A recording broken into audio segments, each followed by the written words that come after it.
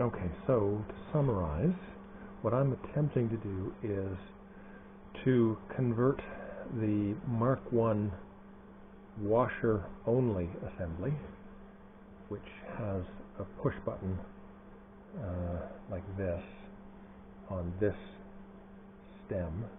This is the plunger inside the rubber diaphragm that pumps the washer fluid. I'm trying to convert it to something like the Mark II, which is this one. So a different assembly, different button. Let's see if you can see the face of the button there. That button goes on there. There's a catch button on it. And then there's a plunger on the end of this that fits inside the diaphragm body so that you can push the plunger in to activate the washer, just mechanically. But this also has a switch assembly so that when you rotate it, it turns the wipers on to the two different speeds. So what I'm trying to do is to combine those two functions using the switch assembly from the Mark II and the pump from the Mark II, but with the handle from the Mark I. Again, because I think I've mentioned more than once that this is the style of handle that I prefer. So I got a piece of aluminum hex bar, and in my drill press tried turning down the end of that to the appropriate diameter. So this is 1/4 inch hex bar. This threaded section on the outside of it measures 0.186 inches. So I used a file to just machine that down to the same diameter as the outside of the thread, and then very crudely attempted to use a number 1032, so UNF thread, to cut the threads in the end of that. That wasn't very successful. I didn't expect it to be. I've got more of this that I can use, but I think when the tap and die set that I ordered arrives next week, what I'll do is I'll attempt it again on this piece. I'll cut it off a little bit shorter. I've still got enough thread length, I think. So I'll cut it off right about there, and then use the proper thread cutting die to try and put a thread on that. Hopefully the aluminum won't be too soft. Makes it fairly easy to file down, but hopefully it'll hold a thread well enough. And then see if I can get this brass collar on it.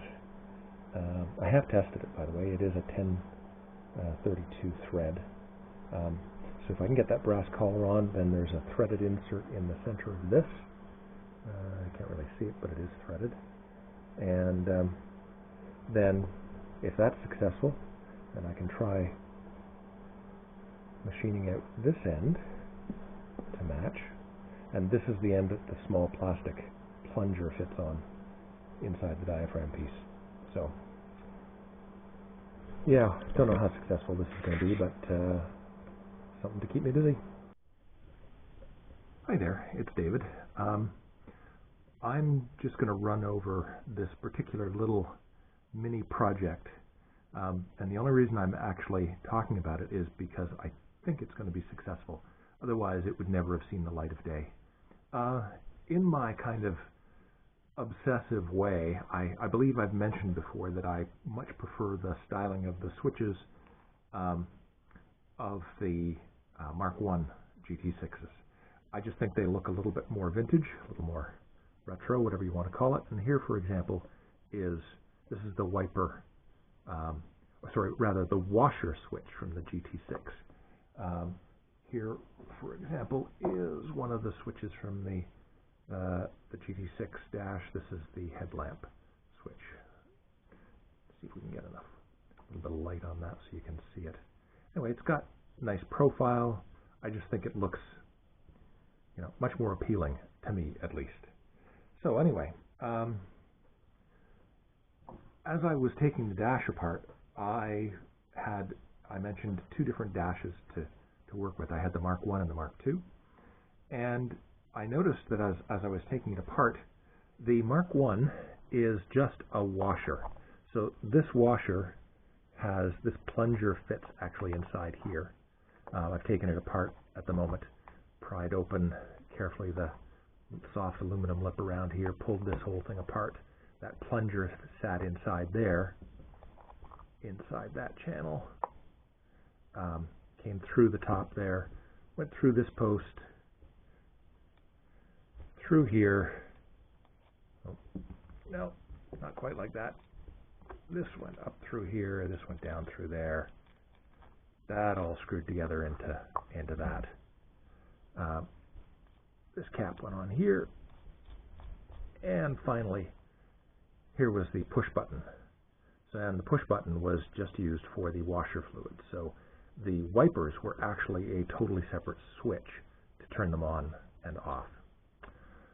So when I took the Mark II dash apart, I came across this, which was a combo switch. So what you've got here is this piston goes through the assembly here in the center. I'll show you something like this. This little plunger fits on the end of there, and then it goes inside there, so that plunger is actually pushing down on the diaphragm, and that diaphragm is connected to the washer fluid tubes. The other nice thing about this, though, is that, put that little cap on there, then you've got a combo switch, which now has two switch settings. When you twist the knob, you get the two different speeds of the wipers. So, you know, you've got two click settings, 1, 2, and turn them off, and so low and high speeds. So I looked at this and thought, oh, okay, let's be nice if it was all one, so that I could use this style of knob on here. Well, of course, that's a screw-on component there. As you can see, the end of that is threaded. This little brass shoulder goes on here, then all of that screws onto that. So that's a screw assembly, and this is this phenolic or whatever plastic knob. It's got a hex-shaped cutout, and then it's got a detent button that holds it in place when it's on the shaft. So first thought was, oh well, I could drill that out so that it's big enough to take this and then make a detent hole, but I really didn't want to mess with this particular switch head, because that is probably impossible to find. It's unobtainium. So turns out this is actually 1/4 inch hex bar. So called up my local metal supplier and got some 1/4 inch aluminum hex. Aluminum because I don't have a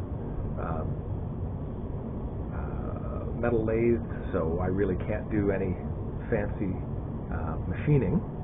But I thought with aluminum, what I could do is I could put it into the chuck of my drill press, and then with a little bit of patience, I could machine it, just like you'll see here in this cutaway.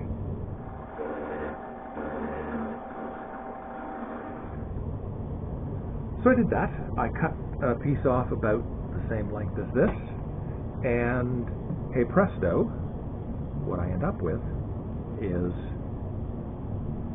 that. So the two ends here are as close a match as I can get with just some basic files. This I haven't inserted fully because that's a plastic fitting, and I want to, if I've only got a limited number of times to try it, I don't want to do it too many times. But it feels like the end of it is going into the, I just don't want to push it past the shoulder yet. And then this little brass knob sits on here.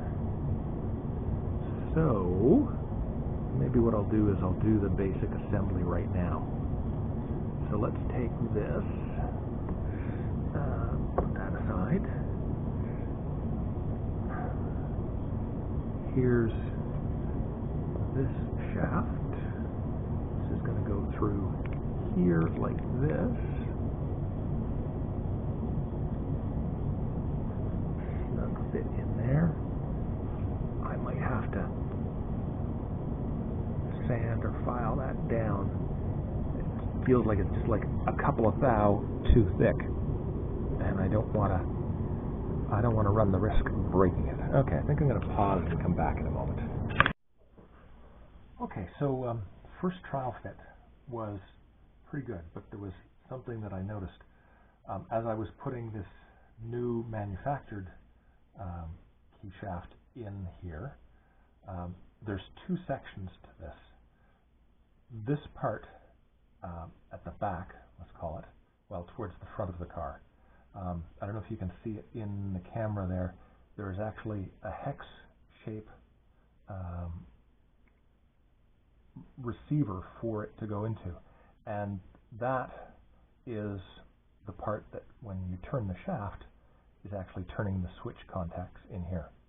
On the other side, towards the rear of the car, this part of the plastic casing is actually round, so this shaft has to go in and turn in here, and then also be able to slide back and forth fairly easily to activate the plunger for the washer. So what I was finding is that the original shaft, when you put that in there, that's good. It's, easy play. It's got enough grip to turn the switch, but it doesn't restrict it from moving back and forth to activate the plunger. So a little bit of quick measuring, and turns out that that is 6.25 millimeters. And this, so if you go back to the original hex bar, it's nominal 1/4 inch. When you measure it, 6.43 millimeters. So I have a 0.2 mil to take off of there. So I've just been working at this slowly on the drill press with a sanding attachment. Let's see where we are now. 6.33. So I've got a little bit more to go. The big thing is, what is the cross-sectional measurement, like that, from vertex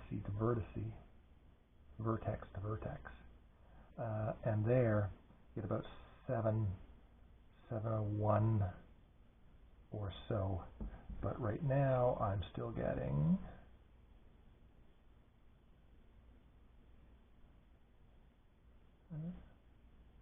what am I getting?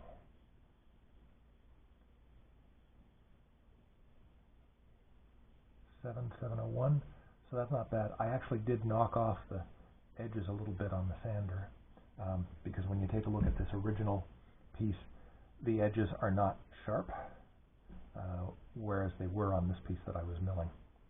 So a little bit more, I think, to take off the surfaces. What did I say? 6.3?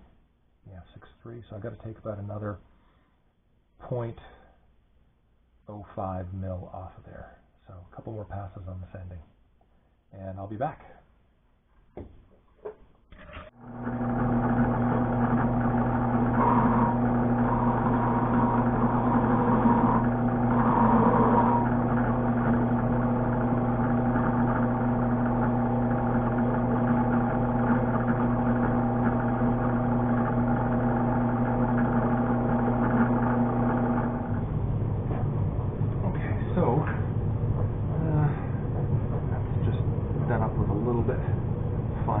Belt on the drill press, and as I mentioned, that fits nicely in there. There's a tiny amount of play.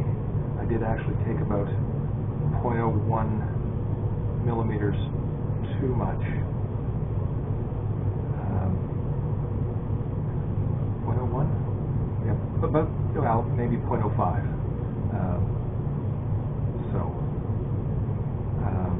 little bit more play than the original. The original is tight. There's a little bit of play on that one too. Anyway, I think good enough for government work. So let's see if we can put this kind of back together. So the first part is put that there.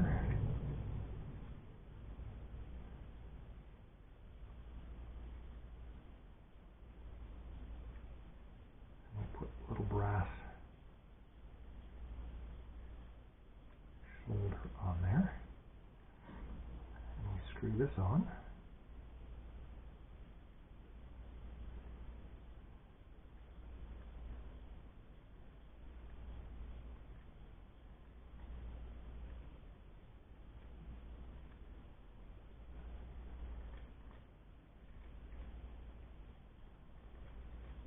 Working nicely. The only thing I was thinking about later on that might be an issue with this is because this is a screw as opposed to the detent on this one, it may have a tendency to unscrew as I go to pardon me, as I go to turn off the washers. Yeah, there you go. It is doing that right now. So I may experiment with a little bit of Loctite. Gets really bad, I may drill a tiny little hole and put a pin through there. So we'll have to see what happens. But in general, I'm quite pleased with that. So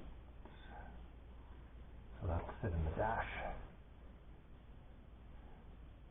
kind of like that, and then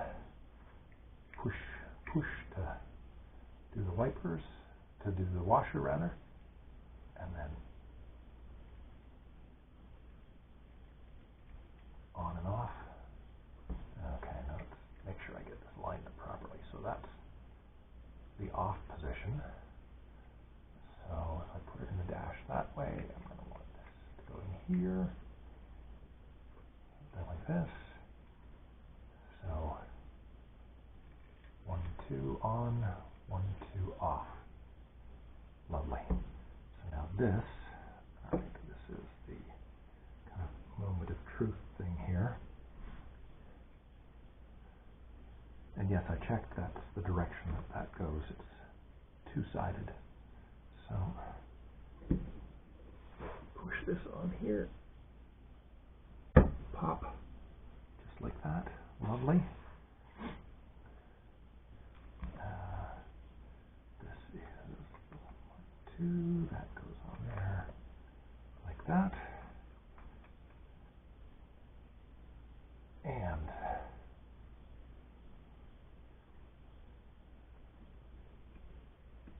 I don't know if you can hear the little diaphragm in there going. And turn. Okay. I hereby declare that a success. And I am quite happy with it. The only thing I might change is that this is out a little bit far, but I'm not going to try remachining all of this. Not today. If I was to do this again, I might make it I don't know, maybe 3 mil shorter. So, anyway, I'm very happy with that. And now I think I'm going to put this together into a little video and post it, now that I can look at it as a success.